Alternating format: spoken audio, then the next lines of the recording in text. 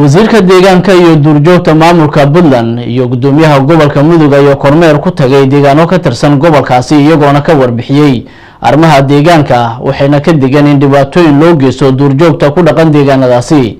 wariyahana Abaadir ayaa warkan ka soo diray magaalada Gaalkacyo.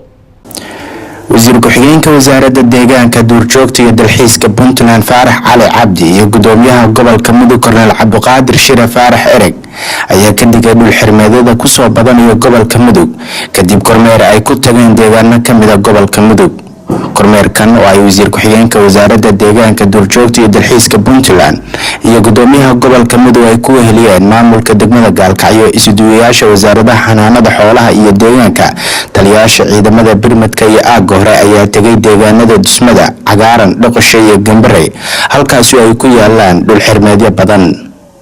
gudoomiyaha gobolka Mudug Korneel Cabdiqaadir Shire Faarax Ereg ayaa tilmaamay in dhul xirmeedyadan ay ka fog yihiin habdhaqanka Soomaalida waxaana intaas uu ku daray in xoolihii ay banaanka ka joogaan deegaanadii lahaa daaqsinka iyo balliyadii biyaha oo ay si sharci darro ah dadii ay iskaga xirmeysteen taasina ay dawladdu tallaabo ka qaadi doonto. dadweyne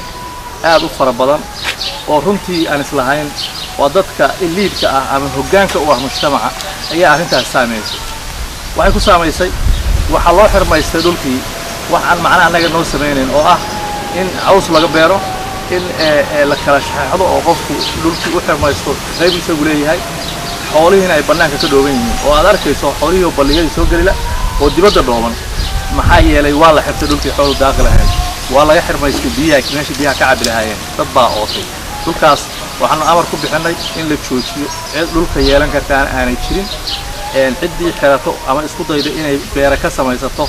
aan macna lahayn dhul celisa oo beeraha 2 mitirba hal geed lagu beerayo waanu joojinay kadibna wasaaradda deegaanka u cidirnay wasaaradda deegaankuna way noo timid. wasiir ku-xigeenka wasaaradda deegaanka duurjoogta iyo dalxiiska Puntland Faarax Cali Cabdi ayaa sheegay in aysan cadaalad ahayn qof isku ooto dhul badan isla mar ahaantaana uu ka ilaaliyo xoolaha iyo dadka kale iyadoo aysan jirin meel ay Soomaaliya dhul ku qaybsatay. cadaalad maaha in qof bani aadana ama reer Mudug ah intuu dhul iska ooto dhulka isagoo aan noolaynayn oo ama beer ka samaynayn ama aan degayn intuu ooto biyihii iyo baadkii ilaahay shubay intuu ooto ka ilaaliyo xoolaha iyo dadka kale maaha cadaalad. habkii dhaqan dhaqaalaha dadku u noolaan jireen oo nolosheena 100% ku tirsan xoolo iyo waxa ka soo baxa sidii ay u noolaan jireen wax ku salaysan maaha. caqliga fiican tusimaayo in xooluhu banaanka joogaan ninna uu iska samaysto oo 8 kilomitir 9 kilomitir intuu cagaf soo qaato baaldowsar carratuur sameeyo ka bacdina halkaas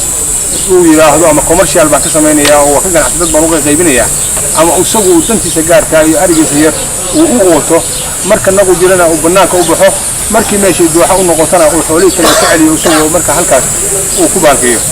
arrinka ma shaqeynayo arrin suuragal ah oo ummadda iyo dhaqankeeda iyo xoolaha iyo nolosha waddanka u cuntamaya maaha. ka warrama dhulka ma jirto meel ku qaybsanay Soomaaliya hadii nahay